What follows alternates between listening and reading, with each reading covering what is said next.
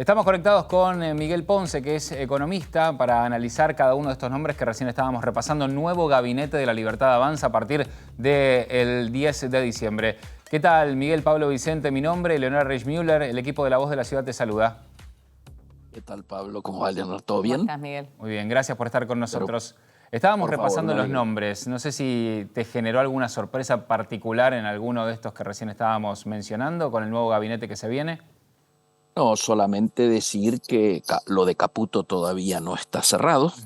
Hay una resistencia familiar muy importante, fundamentalmente la esposa, que acuérdense quedó involucrada en la gestión anterior en una colocación de 37 millones de dólares cuando, bueno, tuvo esa acusación que a posteriori le hicieron y con dinero que inclusive terminó fuera del país, ¿no es cierto?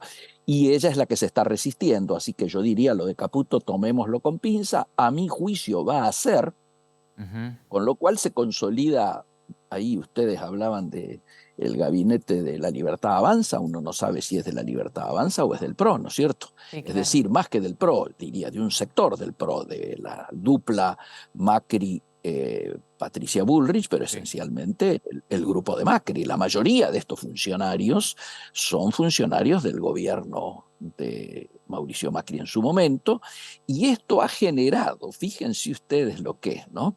Los mercados están como histéricos. Hoy han bajado todos los dólares, ha bajado el riesgo país en un nivel espectacular, y por otro lado, como contrapartida, ¿no es cierto?, los precios se han escapado terriblemente y prepárense para este fin de semana. Los que pensaban hacer asado van a tener entre un 20 y un 25% arriba la carne. Pero ¿por qué es esta histeria? Y esta histeria esencialmente es porque precisamente los cambios de nombre ocurridos en las últimas 24 horas dejan atrás la idea de dolarización. Caputo hoy acaba de hacer una reunión con banqueros allí en la sociedad rural donde avisó que va a haber un tránsito normal, sin barquinazos, yo diría como esperaba el mercado que ocurriera.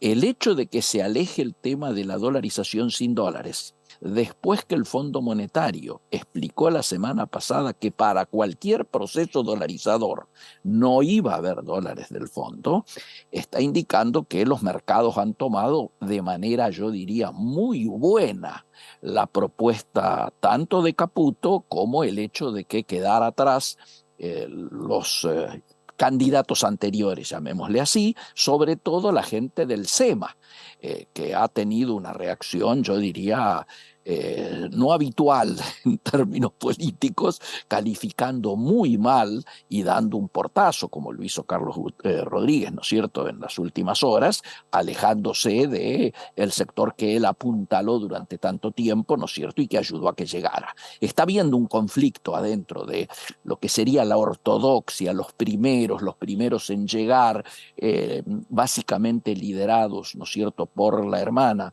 de Milei, con los sectores que Mauricio Macri ha logrado aproximar y que de hecho está logrando que sean los confirmados. Trabajo en manos de él, en manos, digo, de gente de Macri, economía aparentemente, el Banco Central también.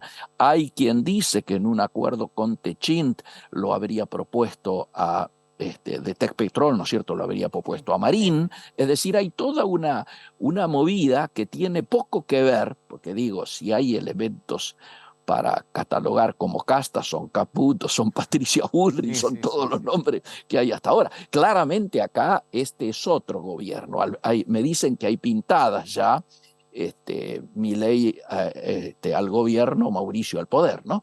Pero bueno, estas son circunstancias muy interesantes con repercusiones en la economía real, yo diría como las que veníamos diciendo. Por un lado, los mercados subiendo muy fuertemente y las acciones argentinas también. De hecho, YPF en las últimas, desde el domingo para acá, ha subido en términos de acciones lo que no ha subido en toda su vida, en toda la vida de la historia de YPF, o sea, 2.000 millones de dólares más de los que valía antes de. Y ahora encima aparece involucrada en el proceso de el desarme de las LELIC en un bono que aparentemente tendría como respaldo las utilidades de YPF, o bono que implicaría 15.000 millones de dólares, que son los que no pudo traer el candidato anterior. Miguel, sí. Ahí justamente quiero hacer una pausa, porque se está hablando muchísimo de las LELIQs y de cómo también repercuten en la inflación en Argentina y toda la problemática que traen acarreada hoy en día. Fueron creadas en el 2018, cuando Sturzenegger estaba en el Banco Central.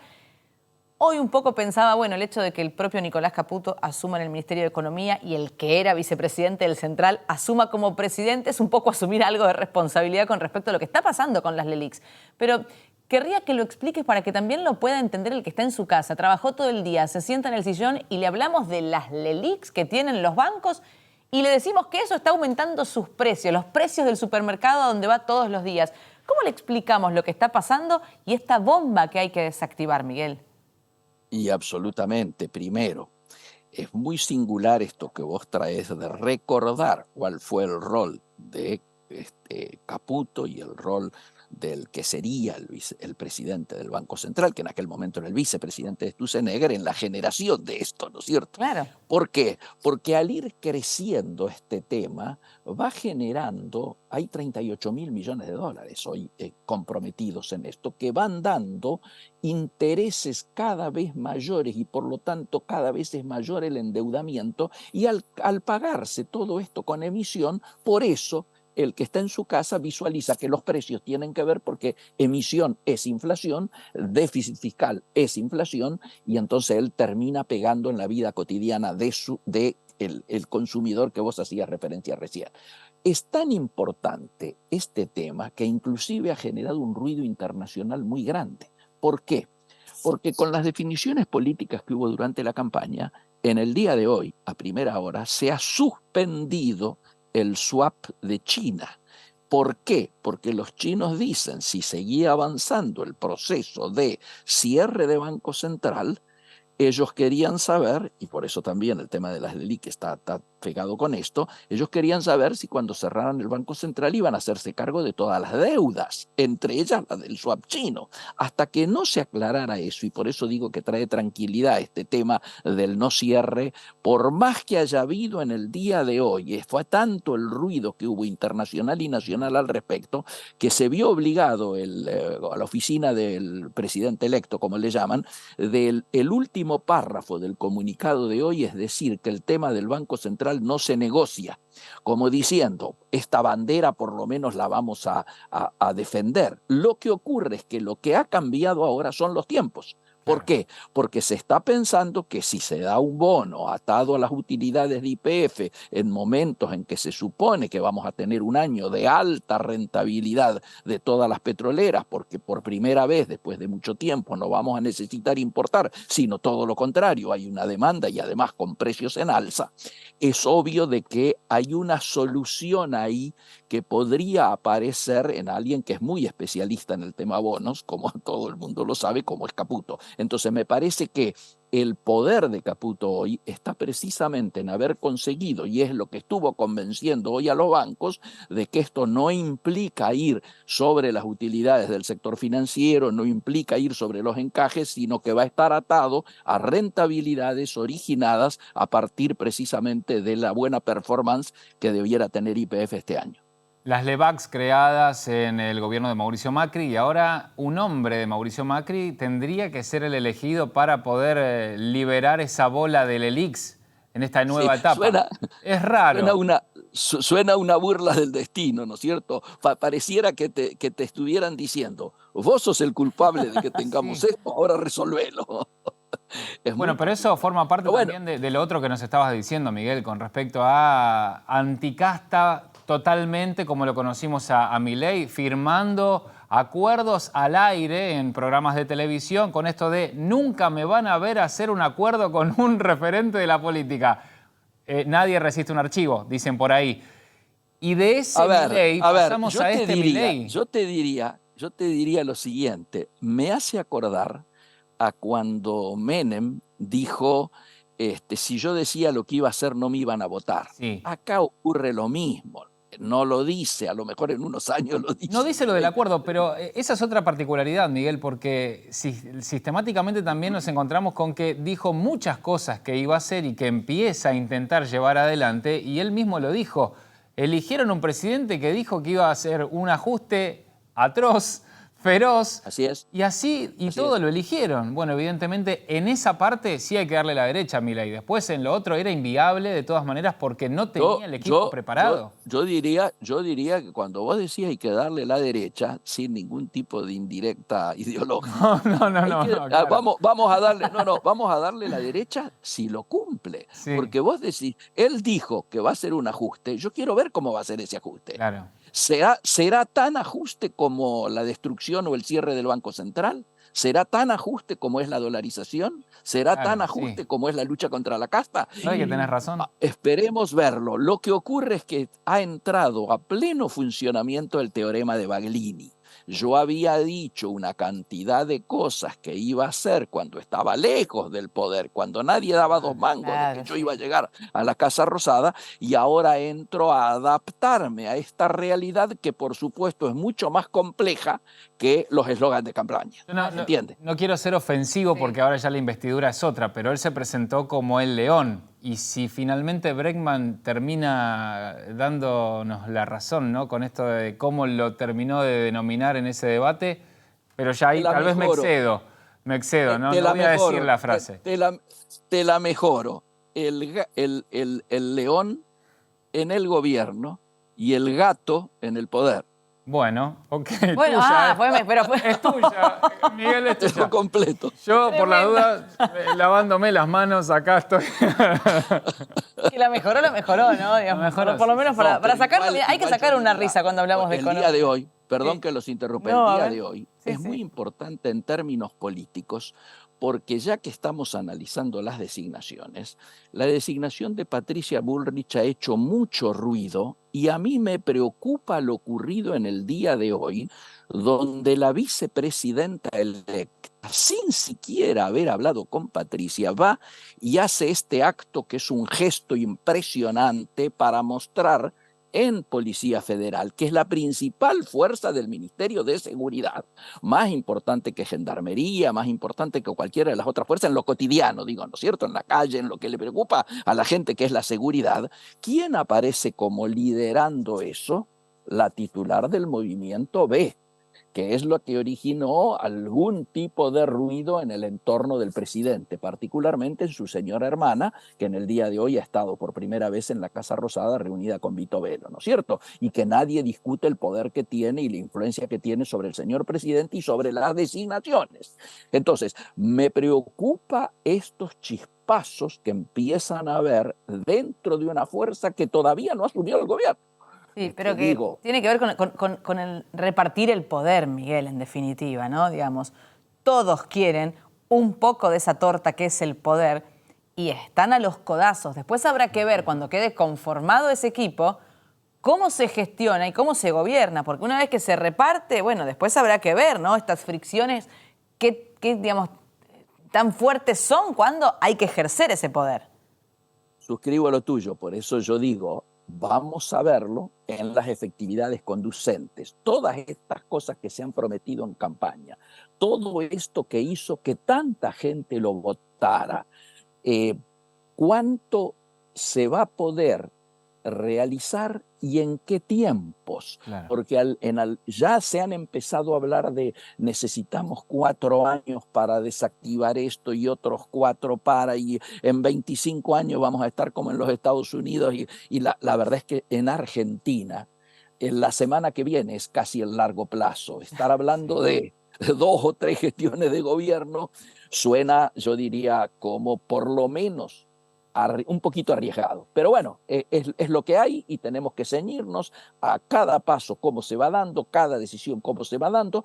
Es muy importante ahora la designación del ministro de Defensa, porque esto quiere decir, si hay un empate entre, llamémosle, la hermana del presidente y la vicepresidenta, o hay una situación de paridad en la cual la vicepresidenta, junto con Mauricio Macri y con Patricia Bullrich, logran influir ahí. Ustedes tiraron, y yo estaba esperando la conexión, el nombre de Luis Petri. Sí. Si fuese Luis Petri, la balanza se inclinaría para un determinado lado. Si en cambio es alguien más ligado a la familia militar, como le gusta decir a Victoria, me parece que el tema tendría una situación de marcarnos cuán grave es el tironeo en el entorno del presidente. Recién decías, Miguel, me hace acordar a veces Milei a Carlos Saúl. La pregunta es, hasta hace algunos días habló el mismo Milei y dijo, lo que vamos a hacer es bastante parecido a la convertibilidad. Y yo me sigo preguntando, después de esta frase, ¿cómo piensa en este contexto o en esta coyuntura implementar un plan de convertibilidad? Quizás vos que sos economista nos podés ayudar, Miguel. Hay mucha confusión en el imaginario popular entre convertibilidad y dolarización. ¿No es cierto? ¿Por qué? Porque el famoso 1 a 1 originó que en el imaginario y en el recuerdo, diríamos, popular, generara inclusive mucha confusión en la gente, tal vez por ignorancia, pensando que si hoy está cobrando 150.000 pesos, con la dolarización va a pasar a cobrar 150.000 dólares, ¿no es cierto? Entonces, esa confusión tiene que ver con volver a recordar el tema de la convertibilidad. Yo creo que es una manera de decir, bueno, lo de la dolarización sin dólares claramente es un imposible, pero a lo mejor tratamos de, diríamos, apoyándonos en Cavallo, que por supuesto es un hombre de consulta del presidente electo, tratar de armar alguna cosa vinculada a esto que se denominaba canasta de monedas. Es decir, durante mucho tiempo se planteó que en lugar de atar nuestra moneda al dólar, lo atáramos a las monedas de los países con los que mayor nivel de intercambio comercial teníamos. Y en este caso estamos hablando de Brasil, estamos hablando de China, pero también de Unión Europea como destino. Por lo tanto, podría haber allí algún tipo de canasta de monedas con el dólar, con el euro, con el real y con los yuanes. Claro, para esto habría que efectuar alguna rectificación también de lo que fue el discurso de campaña, porque para el señor presidente las relaciones con países comunistas como eran Brasil por estar Lula o China resultaban incompatibles. Ahora hay una variación, supongo yo, pese a que los precios políticos por esas afirmaciones temerarias los estamos pagando. Bueno, pero en estas horas ya cambió. El presidente de los Estados Unidos presente acá lo vamos a tener a Trump. En lugar de tener a Lula, el presidente de Brasil, nuestro principal socio comercial, lo vamos a tener a Bolsonaro en el acto de asunción. Digo, no son temas menores. Hoy estamos en conflicto con nuestros dos principales socios, con China y con Brasil. Y esto me preocupa mucho desde la perspectiva de los que laburamos en el comercio exterior, ¿no es cierto? Totalmente. Y ahí es donde tenemos que analizar también las posibilidades de la geopolítica que tiene la Argentina con esta nueva mirada y que no se pueden caer esas negociaciones. No es que, como dijo en una de las entrevistas previas a ser electo, y si no se lo vendemos a China, se lo vendemos a otro país. Hay que encontrarle precisamente el novio a cada uno de los artículos. Una vez que ya encontró, por ejemplo, lo que se le exporta de carne a China, es muy difícil encontrarle en otro país ese destino. Así que por eso hay que tener mucho cuidado con lo que uno dice. Y ya de todas maneras alguien se ve que se lo dijo o lo entendió Javier Milei, porque ya bajó notablemente el copete con respecto a lo que es la geopolítica y esas relaciones. Correcto, es muy importante acá el rol de la canciller, que aparentemente va a ser Mondino, ¿no es cierto? Porque debiéramos ya a esta altura no discutir la importancia que tiene desideologizar nuestros vínculos diplomáticos para no perjudicar nuestros vínculos comerciales y económicos. Y esto es muy importante, sobre todo en un día como el de hoy, ¿no es cierto?, donde estamos con este problema con el swap. Totalmente. Miguel, gracias. Un placer, como siempre, hablar con vos. El placer es mío, las veces que quieran, a disposición. Chau. Gracias. Miguel Ponce es economista y nos ayudaba a ir entendiendo los nombres que forman parte de este nuevo gabinete que se viene después del 10 de diciembre.